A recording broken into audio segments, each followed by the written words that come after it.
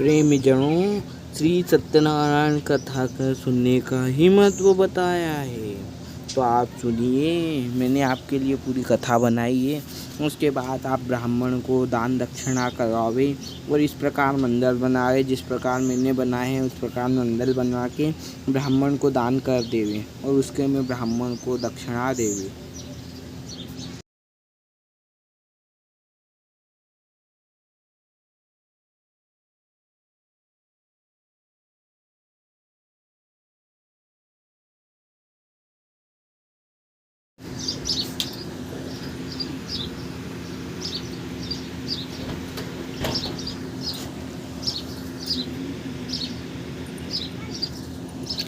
एक समय निमिषार तीर्थ में शौनकादि आदि 88,000 ऋषि मुनियों ने सूत जी से पूछा, हे प्रभु, इस कलयुग में वेद विद्या रहित इस मनुष्य को प्रभु भक्ति किस प्रकार मिलेगी तथा उनका उद्धार कैसे होगा। हे श्रेष्ठ मुनि, कोई ऐसा व्रत या तप कहिए जिससे थोड़े समय में पुण्य प्राप्त हुए तथा मनवांछित फल मिले। सूत जी बोले, हे ऋषि मुनियों, तुमने मनुष्य की भलाई के लिए बहुत अच्छी बात पूछी है। मैं आगे की कथा कहूँगा, आप लोग श्रवण करें। एक समय अनेकों लोगों में भ्रमण करते हुए नारद मुनि मृत्यु लोक को आगमन हुए, जहाँ बहुत सी योनियों में जन्मे। स्वयं मनुष्य को अपने अपने कर्मों के द्वारा अनेक प्रकार से दुखों से दुखी देखा। सोचा किस यत्न के करने से इनके दुखों का नाश होगा। ऐसा सोचकर वह विष्णु लोक को गए।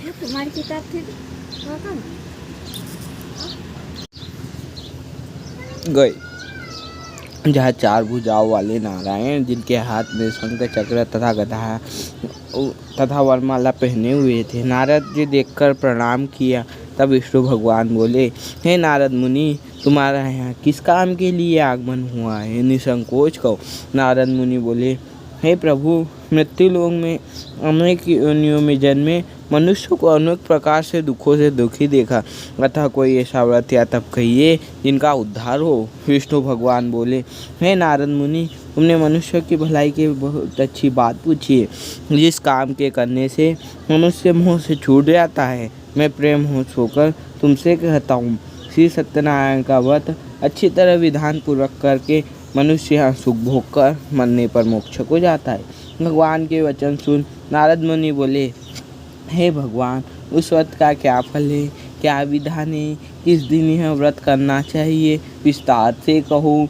भगवान बोले, दुख सुख को दूर करने वाला, धन धान्य को बढ़ाने वाला, सौभाग्य तथा संतान को देने वाला यह व्रत सब स्थानों पर विजय कराने वाला है। भक्ति भाव से केले का फल, गेहूँ का चूर्ण, गेहूँ के चूर्ण के अभाव में साठी का चूर्ण लेवे तथा सब भक्षण योग जमा कर भगवान को अर्पण कर देवे। बंधु सहित ब्राह्मण भोजन करावे, तत्पश्चात स्वयं भोजन करे, नद गीता आदि का आचरण कर समय व्यतीत करे। इस तरह व्रत करने पर मनुष्य की इच्छा निश्चय पूरी होती है। विशेषकर कलिकाल में भूमि पर यही मोक्ष का सरल उपाय है। बोलो सत्यदेव भगवान की जय। इति स्कंदे रेवाखंडे श्री सत्यनारायण प्रथमो अध्याय समापितम। श्रीमन्नारायण नारायण नारायण भजवन नारायण नारायण नारायण। द्वितीय अध्याय आरंभ। सूत जी बोले, हे ऋषि मुनियों, अब आगे की कथा कहूँगा, आप लोग श्रवण करें। प्राचीन काल में रमणीपुर पाटलिपुत्र नगर में एक अति निर्धन ब्राह्मण रहता था। नित्य पृथ्वी पर घुमा करता था। ब्राह्मणों से प्रेम करने वाले भगवान ने बूढ़े ब्राह्मण को दुखी देख बूढ़े ब्राह्मण का रूप धरा और आदर से पूछा, हे विप, नित्य पृथ्वी पर क्यों घूमते हो? हे श्रेष्ठ ब्राह्मण, मुझसे कहो, मैं सुनना चाहता हूँ। वह ब्राह्मण बोला, मैं बहुत निर्धन ब्राह्मण हूँ और पृथ्वी पर भिक्षा के लिए घुमा करता हूँ। हे श्रेष्ठ ब्राह्मण, मुझे कोई ऐसा व्रत सुनना चाहता हूँ जिससे वह ब्राह्मण बोले ब्राह्मण बोले, श्री सत्यनारायण मनवांछित फल को देने वाले हैं, इसलिए तुम उनका पूजन करो।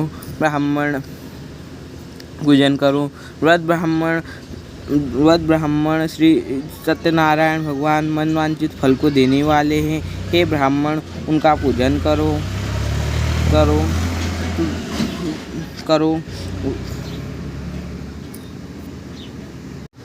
ब्राह्मण को व्रत का सारा विधान बतलाकर बूढ़े ब्राह्मण का रूप धारण करने वाले सत्यनारायण अंतर्ध्यान हो गए।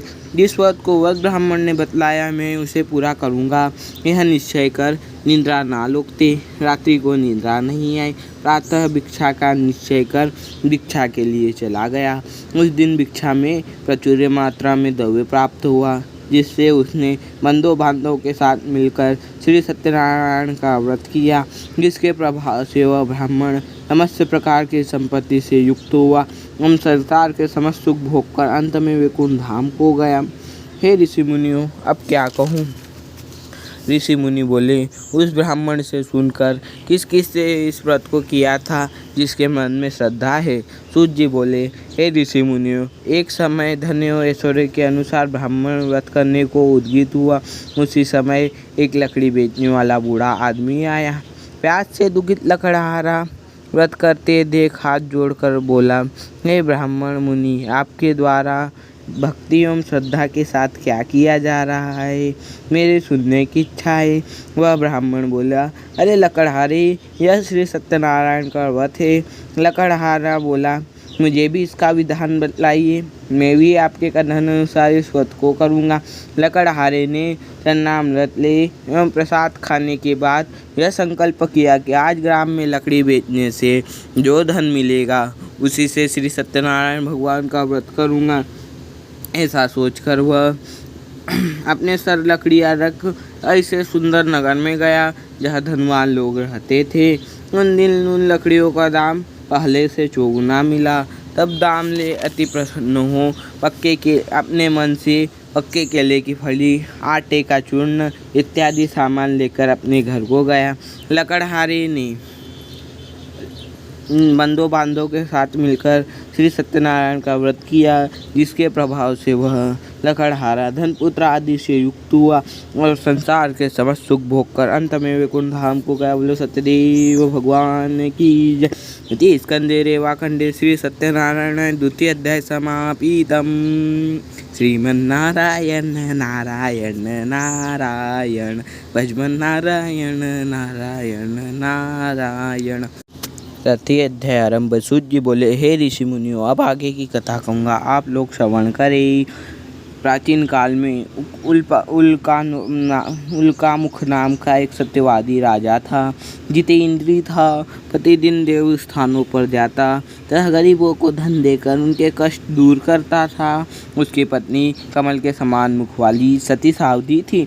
भद्रशिला नदी के तट पर उन दोनों ने श्री सत्यनारायण का उत्तम व्रत करने को सोचा। उसी समय एक साधु वैश्य आया जिसके पास बहुत सा धन था। नाव को किनारे पर ठहराकर राजा के पास जाकर बोला, हे राजन, आपके द्वारा यह क्या किया जा रहा है। राजा ने कहा, अरे साधु, पुत्र प्राप्ति के लिए श्री सत्यनारायण भगवान का व्रत किया जा रहा है। साधु आदर से बोला, मुझे भी इसका विधान बतलाइए, मैं भी आपके कथन अनुसार इस व्रत को करूँगा। मेरी भी कोई संतान नहीं है, निश्चय व्रत से संतान होगी। राजा से व्रत का सारा विधान जान साधु अपने घर को गया। संतान देने वाले इस व्रत का समाचार अपनी पत्नी से कहा, जब मेरे यहाँ ऐसे वचन अपनी स्त्री लीलावती से कहे। एक दिन उसकी स्त्री लीलावती पति के साथ आनंदित हो भगवान सत्य की कृपा से गर्भवती हुई तथा 10वें महीने में एक सुंदर कन्या का जन्म हुआ। कन्या दिन दिन ऐसे बढ़ने लगी जैसे शुक्ल पक्ष का चंद्रमा बढ़ता है। कन्या का नाम कलावती रखा। तब लीलावती ने मीठे शब्दों में अपने पति से कहा, हे नाथ, आपने जो संकल्प किया था उसे पूरा क्यों नहीं करते। साधु बोला, हे प्रिय, इसके विवाह पर करूँगा। इस प्रकार अपनी पत्नी को आश्वासन दे अपनी नगरी को चला गया। कलावती पितृगृह में वृद्धि को प्राप्त हुई। तब साधु ने नगरी में सखियों के साथ अपनी पुत्री को देखा तो तुरंत ही दूध बुलाकर कहा, मेरी पुत्री के लिए कोई सुयज्ञवर को देख कर लाऊं। साधु की आज्ञा पाकर दूत कंचन नगर पहुँचे। बड़ी देखभाल कर लड़की के लिए सुयज्ञवर को लेकर लाए। साधु ने प्रसन्नचित्त होकर अपनी पुत्री का विवाह उसके साथ कर दिया, परंतु दुर्भाग्य से व्रत करना भूल गया, जिससे भगवान असंतुष्ट हुए और श्राप दिया कि तुम्हें दारुण्य दुख प्राप्त हुए। अपने कार्य में कुशल साधु बनिया अपने दामाद चित्रशंसापुर नगर में व्यापार के लिए गए, जहाँ भगवान सत्यदेव की माया से प्रेरित कोई राजा का धन चुराकर भागा जा रहा था, परंतु अपने पीछे राजा के दूतों को आता देखकर राजा के धन को वहीं चुपचाप रख दिया, जहाँ दोनों ससुर जवाई ठहरे हुए थे। राजा के दूतों ने राजा के धन को वहाँ रखा देखा तो दोनों ससुर जवाई को पकड़कर ले गए और बड़ी खुशी पूर्वक राजा के पास ले गए। राजा की आज्ञा से दोनों को कठिन कारावास में डाल दिया गया। घर पर जो धन रखा था उसे चोर चुरा कर ले गए। शारीरिक एवं मानसिक पीड़ा तथा भूख प्यास से कलावती एक ब्राह्मण के यहाँ गई, जहाँ उसने श्री सत्यनारायण का कथा सुनी तथा प्रसाद ग्रहण कर रात को घर आई। तब माता ने कहा, हे पुत्री, अब तक कहाँ रहती है एवं तेरे मन में क्या है? माता, मेरा विश्वास करो, मैं श्री सत्यनारायण के पूजन में गई थी। माता ने कन्या से ऐसे वचन सुनकर पूजा की तैयारी करने लगी। कलावती ने भगवान का पूजन किया और वर मांगा कि मेरे पति और दामाद शीघ्र ही आ जावे। साथ ही प्रार्थना की कि हम सबका अपराध क्षमा करे। इससे भगवान संतुष्ट हुए। हम राजा चंद्रकेतु को सपनों में दिखाई दिए और कहा कि हे राजन, दोनों वेश्यों को छोड़ देना, जो धन ग्रहण किया है दे देना, नहीं तो तेरा धन पुत्र आदि सब नष्ट कर दूंगा। ऐसे वचन भगवान कहकर अंतर्ध्यान हो गए। प्रातःकाल राजा चंद्रकेतु ने सभा में स्वप्न सुनाया। दोनों वर्णित पुत्रों को केस से मुक्त कर सभा में बुलाया। दोनों ने आते ही राजा को नमस्कार किया। राजा मीठे वचनों में बोला, हे महानुभाव, भावविवश ऐसा कठिन दुख प्राप्त हुआ, अब तुम्हें कोई भय नहीं, निर्भय होकर अपने घर को जाओ। दोनों वे अपने घर को चल दिए। बोलो सत्यदेव भगवान की जय। इति स्कंदे रेवाखंडे श्री सत्यनारायण तथे अध्याय समापितम। श्रीमन्नारायण नारायण नारायण भजमन नारायण नारायण नारायण। श्री सत्यनारायण चतुर्थ अध्याय आरंभ। सूत जी बोले, हे ऋषि मुनियों, अब आगे की कथा कहूँगा, आप लोग श्रवण करें। वैश्य ने मंगलाचार करके यात्रा आरंभ की। उसके कुछ दूर निकलने पर भगवान ने सोचा, देखो साधु का मन शुद्ध हुआ या नहीं। भगवान साधु उसके पास जाकर बोले, हे साधु, तेरे नाव में क्या भरा हुआ है? साधु बड़े हर्ष के साथ बोला, क्या धन लेने की इच्छा है? मेरे नाव में तो वो बेलपत्ता आदि भरे हैं। वैश्य का कठोर वचन सुनकर भगवान ने कहा, तुम्हारा वचन सत्य हो। इतना कहकर भगवान कुछ दूर जा समुद्र किनारे बैठ गए। भगवान के जाने के बाद वैश्य ने नित्य क्रिया करने के बाद नाव को ऊंची ऊंची देख अथंबा किया तथा नाव में बेलपत्ता देख आधी मूर्छा खाकर जमीन पर गिर पड़ा। मूर्छा खुलने पर अत्यंत शोक करने लगा। तब उसका दामाद बोला, क्या आप शोक ना करें, यह दंडी स्वामी का श्राप है, हमें उनकी शरण में चलना चाहिए, तभी हमारी मनोकामना पूर्ण होगी। दामाद के ऐसे वचन सुन साधु वैश्य दंडी स्वामी के पास जाकर बोले, हे भगवान, आपसे जो असत्य वचन कहे थे उन्हें क्षमा करें। साधु वैश्य ऐसे वचन सुनकर भगवान बोले, हे साधु वैश्य, मेरी आज्ञा से तू बार बार विमुख हुआ, अब तू मेरी पूजा से विमुख हुआ। साधु बोला, हे भगवान, आपके रूप को ब्रह्मा आदि भी नहीं जानते, तब मैं अज्ञानी कैसे जान सकता हूँ? आप प्रसन्न होइए, मैं सामर्थ्य के अनुसार आपका पूजन करूँगा। उसके दिन वचन सुन भगवान उसको वर दे अंतर्ध्यान हो गए। फिर वैश्य ने नाव पर आकर देखा, नाव धन से परिपूर्ण है। फिर साथियों सहित श्री सत्यनारायण भगवान का उत्तम व्रत किया और अपनी नगरी को चला गया। उसके कुछ दूर निकलने पर साधु ने दूतों को घर भेजा। दूतों ने साधु के घर जा उसकी पत्नी को नमस्कार कर कहा, साधु दामाद सहित बहुत सा धन लेकर नगी के समीप आ गए हैं। साधु की स्त्री ने सत्यदेव का पूजन बड़े हर्ष के साथ किया और पुत्री से कहा, मैं पति के दर्शन को जाती हूँ, तू पूजा करके शीघ्र ही आना। माता के ऐसे वचन सुनकर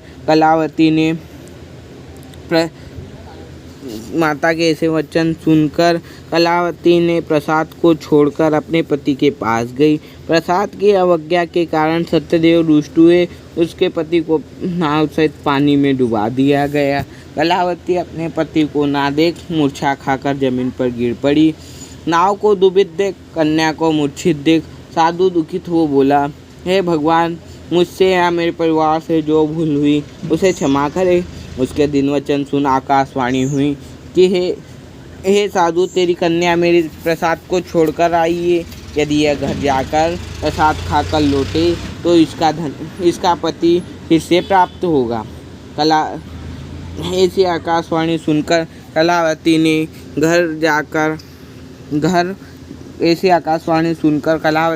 घर पहुंचकर भगवान श्री सत्यनारायण भगवान का पूजन किया एवं प्रसाद ग्रहण किया। भगवान का प्रसाद ग्रहण करने के कारण उसका पति फिर से प्राप्त हुआ। साधु ने परिवार सहित श्री सत्यनारायण भगवान का व्रत किया। इससे साधु परिवार सहित अंत में वैकुंठ धाम को गया। बोलो सत्यदेव भगवान की जय। इति स्कंदे रेवाखंडे श्री सत्यनारायणाय चतुर्थाध्याय समापितम्। श्रीमन्नारायण नारायण नारायण भजमन नारायण नारायण नारायण। श्री सत्यनारायण पंचमो अध्याय आरंभ। सूत जी बोले, हे ऋषि मुनियों, अब आगे की कथा कहूँगा, आप लोग श्रवण करें। प्राचीन काल में तुकनध्वज नाम का एक राजा था। उसने एक बार सत्यदेव के प्रसाद का परित्याग किया। एक बार वह राजा वन में अखेट के लिए गया।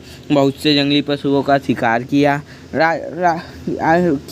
आते वक्त राजा ने व्रत वृक्ष के नीचे विश्राम किया, जहाँ गोप लोग श्री सत्यनारायण भगवान का व्रत कर रहे थे।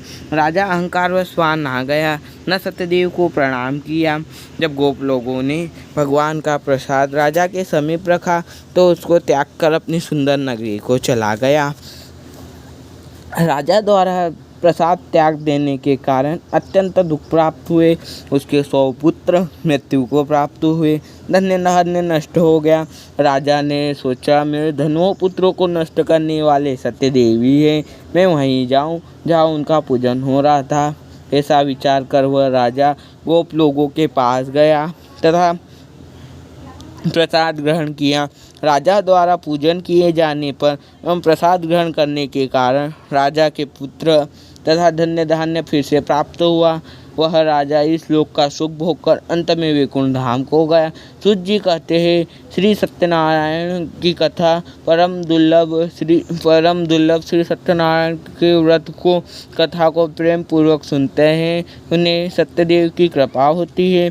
बंधन में पड़ा हुआ व्यक्ति बंधन से मुक्त होता है, डरा हुआ व्यक्ति भय से मुक्त होता है, संतानहीनों को संतान प्राप्त होती है, सभी मनोरथ पूर्ण कर अंत में वैकुंठ धाम को जाता है। सूत जी बोले, हे ऋषि मुनियों, अब क्या कहूँ। ऋषि मुनि बोले, जिन्होंने भगवान श्री सत्यदेव का पूजन किया था उन्होंने दूसरे जन्म में कौन सा रूप धारण किया। व्रत ब्राह्मण सुदामा नाम से जन्मा, जो भगवान श्री कृष्ण की भक्ति कर वैकुंठ धाम को गया। लकड़ी बेचने वाला बिल रघुराज हुआ, जो रामचंद्र जी का पूजन कर वैकुंठ धाम को गया। महाराज चंद्रकेतु महाराज दशरथ हुए, जो रंगनाथ जी का पूजन कर वैकुंठ धाम को गए। साधु नाम का वैश्य, ऐसा सत्यवादी राजा मजदूर हुआ, जो अपने पुत्र को आरे से चीरकर भगवान वामन को भेंट कर वैकुंठ धाम को गया। महाराज तुकनध्वज स्वयं भूमन हुए एवं संपूर्ण भागवत की कथा सुन अंत में वैकुंठ धाम को गए। सत्यदेव भगवान की जय। इति स्कंदे रेवाखंडे श्री सत्यनारायण पश्चिमो अध्याय समापित। सत्यनारायण की इसके बाद आरती करे। जय लक्ष्मी रमणा स्वामी, जय लक्ष्मी रमणा सत्यनारायण स्वामी, सत्यनारायण स्वामी जनपातत हरणा। ओम जय लक्ष्मी रमणा। जड़ी सिंहासन अद्भुत छविराजे, ओ स्वामी अद्भुत छविराजे। नारद करत निरंजन, नारद करत निरंजन, घंटा दोने बाजे। ओम जय लक्ष्मी रमणा, पकट बही कलिकारन, दिज को दरस दियो, स्वामी दिज को तरस दियो। बूढ़ो ब्राह्मण बनकर, बूढ़ो ब्राह्मण बनकर कंचन माल कियो। ओम जय लक्ष्मी रमणा, दुलबिल भील कटारे, जिन पर कृपा करी, स्वामी जिन पर कृपा करी। चंद्रचूड़ एक राजा, जिनकी विपत हरी, स्वामी जिनकी विपत हरी। ओम जय लक्ष्मी रमण, वैश्य मनोरथ पायो, सदा तज दीनु, स्वामी सदा तज दीनु। सो फल भोग्यो प्रभुजी, सो फल भोग्यो प्रभुजी, फिर स्तुति केनु।